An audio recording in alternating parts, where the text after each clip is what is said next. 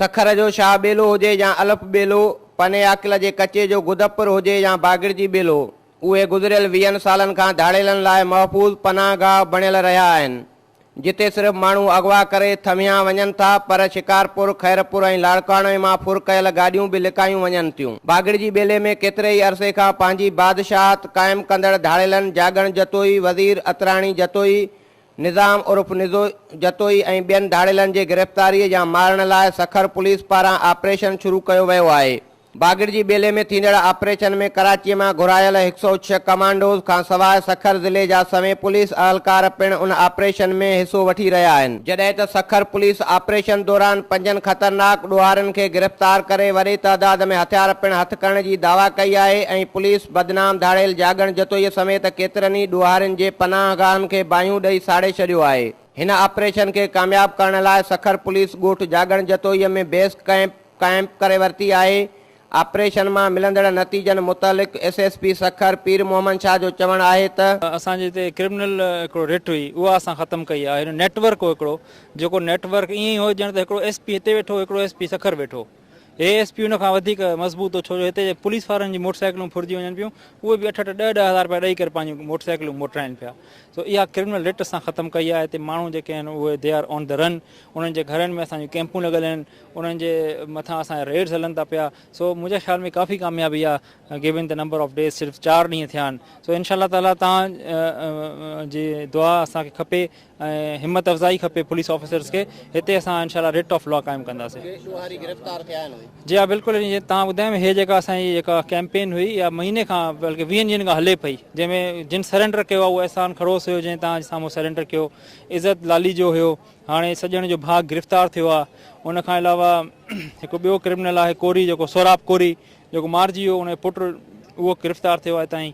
सो इहो just start आहे। इनशाअल्लाह ताला ही पाण सरेंडर कंदा, न त पोइ असां उन्हनि गिरफ़्तार कंदासीं। जे असांखे चैलेंज कंदा त वी विल जस्ट उन्हनि खे एलिमिनेट कंदासीं, उन्हनि खे बिल्कुलु ख़त्म करे छॾींदासीं। बागड़जी बेले में ॾोहारनि ख़िलाफ़ हलंदड़ ऑपरेशन खां पोइ commissioner Sukkur Inamullah Dharejo, DIG Sukkur police doctor Amir Shaikh ऐं डिप्टी कमिश्नर मंज़ूर अहमद शेख ऑपरेशन वारे हंधि पहुची उनजो पिणु जाइज़ो वरितो ऐं मुआइनो पिणु कयो, जिन उन में हिसो वठंदड़ पुलिस अहलकारनि जी हिमत अफ़ज़ाई पिणु कई। बागड़जी बेलो जेको धाड़ेलनि लाइ हमेशह महफ़ूज़ पनाहगाह रहियो आहे, ऑपरेशन दौरान धाड़ेलनि ऐं पुलिस विच में को दू बदू मुक़ाबिलो त न थियो आहे, पर ॿिन्ही धुरनि पारां वक़फ़े वक़फ़े सां फायरिंग जो सिलसिलो हलंदो रहे थो।